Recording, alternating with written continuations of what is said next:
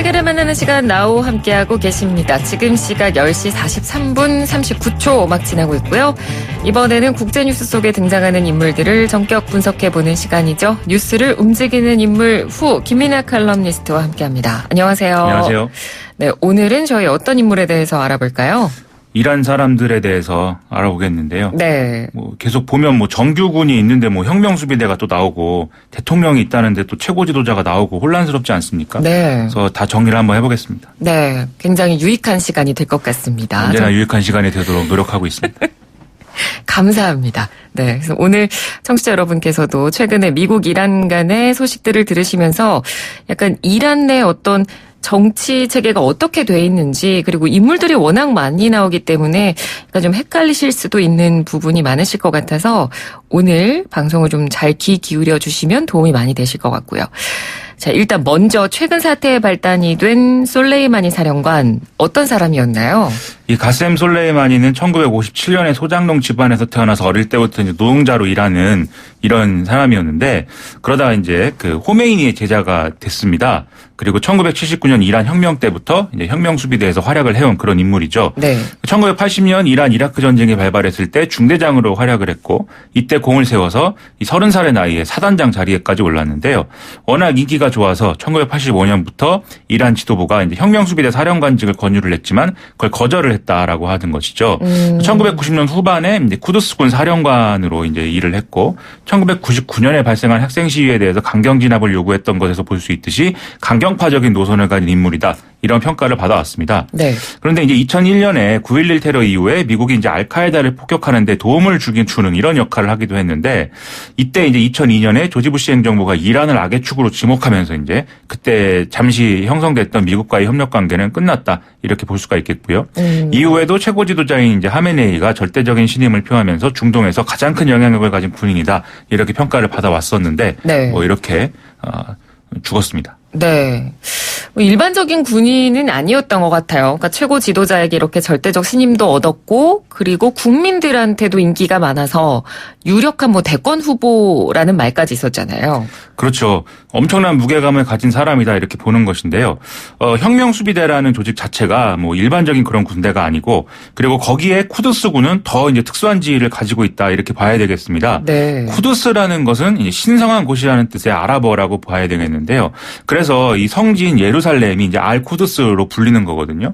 그런 의미의 이제 이 이름이기 때문에 이 쿠드스군이라는 것은 이 이란 혁명이라는 어떤 정치 노선을 관철시키는 그런 혁명 수비대 중에서도 최전선에 있는 정예이고 그렇기 때문에 중동 전체를 포괄하는 어떤 이란의 전략을 조율하는 그런 역할을 한다. 이렇게 볼 수가 있다는 겁니다. 네. 그러면 이제 이런 조직의 수장을 맡은 인물이기 때문에 당연히 시리아, 레바논, 예만 등지에 있는 시아파 군사 조직 입장에서도 정치적으로 또 종교적으로 따를 수밖에 없는 그런 인물인 거 아니겠습니까? 네. 그래서 언론에 등장한 전직 CIA 관계자의 말을 빌면 중동 시아파들에게 솔레이마니는 제임스 본드, 엘빈 롬멜, 레이디 가가를 합쳐놓은 인물이다.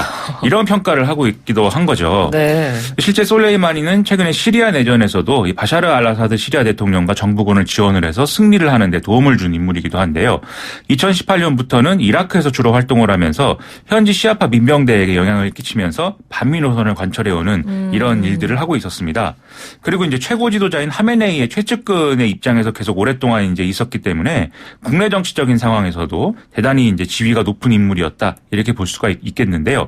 앞서 말씀하셨듯이 실제 차기 대통령으로 거론되어 왔지만 본인은 계속 나는 그럴 사람은 아니다 이렇게 좀 거부해오는 그런 상황이긴 했습니다. 네, 그래서 말씀해 주신 내용을 쭉 정리를 해서 종합해서 판단을 하면 그러니까 왜 거물급인지를 일단 알 수가 있을 것 같고 그리고 왜 미국과 이스라엘에게는 또 눈엣 가시였는지 그런 이유를 지금 설명해 주신 부분에서 좀 파악할 수 있을 것 같고요. 자, 그러면 최고 지도자라고 계속 언급되는 하메네이 이 사람은 어떤 사람인가요? 최고 지도자라고 하니까 대단히 높은 사람이지 않습니까? 네. 이 사람 1989년부터 30년 넘게 이란의 최고 지도자로 일하고 있는 사람입니다. 네. 1939년에 태어났고요. 어릴 때부터 종교학교에 다니면서 말하자면 종교 엘리트의 길을 쭉 걸어온 사람입니다. 팔레비 왕조 시절에도 이슬람 근본주의를 설파하는 그런 입장이었는데 이때 이제 호메이니를 만나게 됐고 이후에 이란 혁명을 주도적으로 이제 이끄는 이런 입장을 갖게 된 거죠. 그리고 이란 이라크 전쟁 당시인 1981년에 이란 대통령 모하마드 라자가 암살되는 일이 일어나거든요. 네. 이때 이제 하메네이도 상당한 부상을 입어서 아직까지도 이제 오른팔을 잘 못 쓰는 이런 상황입니다. 이때 이제 아무튼 이 대통령이 죽었기 때문에 이후에 자기가 직접 대선에 출마해서 대통령을 지내기도 했고요. 그러다가 이제 이때까지 최고 지도자였던 호메이니가 1989년에 사망을 하면서 이 뒤를 이어서 최고 지도자가 됐다 이렇게 볼 수 있는 거죠. 네. 언급은 많이 됩니다만 사실 우리나라 정치 체계하고는 다르기 때문에 좀 이해가 안 가는 부분도 있어요. 그러니까 최고 지도자와 대통령이 따로 있다는 거, 그 두 직급이 어떤 차이가 있는지. 이란에서 최고 지도자가 어떤 위치인가요?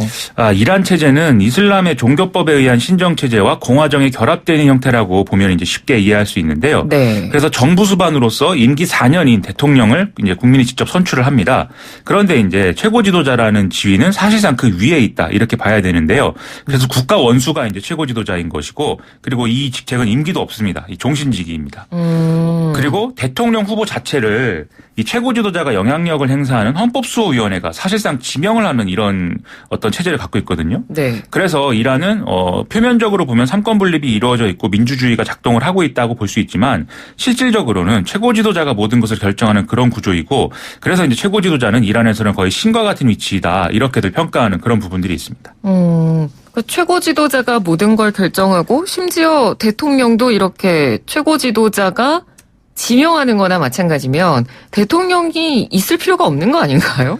그렇죠. 쉽게 생각하면 그냥 뭐 최고 지도자가 마음대로 하면 되는 거 아니겠습니까? 네. 근데 이제 꼭 그렇게만도 볼 수 없는 게, 쉽게 비유하자면은 최고 지도자는 좀 큰 방향을 이제 제시하는 이런 역할을 하고 통치의 어떤 세부 권한은 대통령이 행사하는 이런 구조인 거거든요. 따라서 어떤 위험 부담이 좀 있는 개혁 작업이라든지 이런 것들은 주로 대통령이 주도하는 것처럼 이렇게 지도가 진행이 됩니다.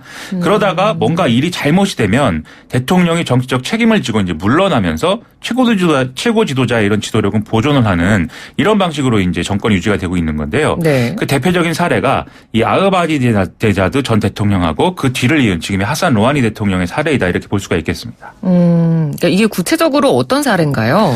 이란에 이제 크게 네 가지 정파가 있다 이렇게 볼 수가 있는데, 네. 전통적 우파, 그리고 온건 개혁파, 그리고 신원리주의자, 좌파 이렇게 네 개인데 최고 지도자인 하메네이가 이제 전통적 우파의 노선을 갖고 있다 이렇게 볼 수가 있거든요. 네. 그런데 2005년에는 그것보다도 더 이제 우측에 있는 신원리주의자, 가장 강경한 우파라고 볼 수 있는 아흐마디네자드 대통령이 당선이 됩니다. 이것은 전임자이자 온건 개혁파였던 모하마드 하타미 정권의 이제 개혁이 성직자들과 최고 지도자의 견제로 실패했기 때문에 이 상황이 어떤 반동이 형성이 돼서 이렇게 더 이제 원리주의적인 사람이 대통령이 된 거거든요. 네. 근데 그랬음에도 불구하고 경제 상황이 나아지지 않는 상황이 이어졌고, 그리고 좀 보수적이고 권위주의적인 면모가 강조가 되고 또 대외적인 도출 발언 이런 것들이 이제 아흐마디네자드 대통령을 이제 좀 이 위기로 몰아가는 그런 상황이 되면서 인기가 하락하는 이런 상황이었습니다. 네. 그래서 2009년에 이제 아흐마디네자드 이 대통령이 재선을 할 때 상당히 위태로운 상황이었는데, 근데 이제 예상을 얻고 재선에 성공을 했거든요. 근데 이때 예상됐던 득표율과 너무 큰 이제 차이로 당선이 됐기 때문에 부정선거 논란이 또 불거지는 상황이 됐습니다. 그리고 이때 사실 이제 이란에서 대선을 하게 되면 최고 지도자가 이 대선 결과를 추인을 해야 되는데 네. 보통은 3일 후에 하거든요. 네. 그런데 이때는 하메네이가 신속하게 개표 결과 발표 몇 시간 뒤에 이 아흐마디네자드 당선을 추인을 했기 때문에 이거 뭔가 둘이서 뭐 짜고 뭔가 한 거 아니냐 이렇게 의혹이 좀 확산되는 이런 기류도 있었던 것이죠. 네. 더군다나 이제 2010년부터는 아랍권 각국에서 반정부 시위가 일어나는 이런 정세 불안이 조성이 됐기 때문에 2013년 대선에서는 반대로 또다시 온건 개혁파였던 하산 로하니가 하메네이의 영향력 하에 대통령으로 당선되는 이런 상황들이 벌어졌던 겁니다. 네. 그런데 지금 이란 내부에서 국민들의 불만이라든지 이런 갈등이라든지 이런 부분이 여전히 해소가 안 되고 있는 상황이잖아요. 그렇죠. 또 똑같은 상황이 벌어지고 있는 건데요. 네. 경제난은 여전히 이어지고 있고, 그리고 하산 루하니 정권의 개혁 정책도 제대로 이제 효과를 보지 못하면서 좀 이 국민들의 불만이 쌓여가고 있는 그런 상황인 것이죠. 여기다가 미국과의 핵 합의가 결국 무의로 돌아가면서 이걸 주도한 인물인 루하니 대통령을 반대하는 목소리도 커져가는 그런 상황인데요. 네. 핵 합의를 통해서 이란이 분명히 일정한 양보를 했기 때문에 이제는 좀 제재 국면이 해소가 돼서 경제적인 성과가 나야 되는 그런 상황이어야 되는데 그렇죠. 그러지 못했기 때문인 거죠. 네. 이런 상황은 지난해 말까지도 이어져서 뭐 시위로 표출이 되고 이런 상황들이 있었는데 만약 이런 국면에서 2021년 대선까지 치르게 됐다면 다음 대통령은 강경파적 성향을 가진 인물 중에 대중적 인기가 높고 또 하메네이와 가까운 사람이 선택되지 않았겠습니까? 그렇죠. 그러면 그 사람 중 하나가 또 솔레이마니 사령관이었을 가능성도 배제할 수는 없는 것이죠. 네. 그리고 같은 맥락에서 또 동시에 이 솔레이마니 사령관이 어떤 종교적 맥락에서 지금 순교를 한 것이 돼 있기 때문에 네. 원래는 이란 지도층을 향해야 됐던 분노가 미국으로 향하게 되는 이런 효과가 지금 일어나고 있고 이 덕에 최고 지도자와 대통령이 또 정치적 위기에서 벗어나는 상황이 될 수 있다. 이런 전망도 나오고 있다. 이 점도 같이 봐야 될 것 같습니다. 예, 그 부분도 저희가 계속 봐야 될 것 같고요. 근데 사실 우리 입장에서는 전혀 다른 정치 체계이기 때문에 이란의 이런 신정 체제가 이해가 잘 안 되거든요. 그렇죠. 왜 이런 체제가 이 나라에는 도입이 된 건가요? 이걸 이해하려면 어쩔 수 없이 이제 이란 혁명에 대해서 알아야 되는데요. 네. 원래 이란은 팔레비 왕조가 지배했었는데 이 팔레비 왕조는 미국의 친화적이었고 그렇죠. 사회적으로 세속주의를 받아들여서 그걸 경제 발전의 동력으로 이제 삼고자 했는데요. 그 과정에서 측근들의 부패 문제 이런 게 불거졌고 여기에 항의하는 야당을 이제 이 왕당파들이 이제 탄압을 했습니다. 그리고 앞서 이제 세속화 역시 일방적인 방식으로 진행이 되면서 종교계 재산을 몰수하고 이런 이제 정책들 때문에 논란이 커졌거든요. 네. 그래서 자연스럽게 왕정 반대 세력이 이 이슬람 근본주의의 어떤 모습을 갖추는 그런 상황으로 이어졌던 것이죠. 여기에 오일 쇼크가 겹쳐서 경제 위기가 심각해지면서 1978년에 이 전국적 규모의 반체제 시위가 시작이 됐는데 네. 이것 때문에 1979년 1월 달에 국왕이 이집트로 망명을 가면서 반체제 인사로 찍혀서 외국에 나가 있던 시아파 종교 공동체 지도자 호메이니가 귀국을 하게 됩니다. 그리고 바로 이 호메이니가 자기 동료들과 함께 혁명을 일으켜서 지금의 이란 체제가 이제 만들어졌다는 것이죠. 그러니까 혁명을 계기로 공화정이랑 신정이 결합을 하게 되는 거였네요. 그렇죠. 혁명 이후에 체제를 어떻게 운영할 것이냐 여러 논쟁이 있었지만 네. 지금 친미, 세속주의, 왕정 이것을 반대하는 운동으로 이 결과로 일어난 게 혁명이니까 그렇죠. 반미, 이슬람 근본주의, 공화정이라는 조합이 새로운 체제의 운영 원리가 될 수밖에 없었던 것이죠. 그래서 선출되지 않는 권력인 종교적 감독기구와 선출될 권력이 대통령을 대표로 하는 공화정 체제라는 이중 체계가 이제 만들어진 건데요.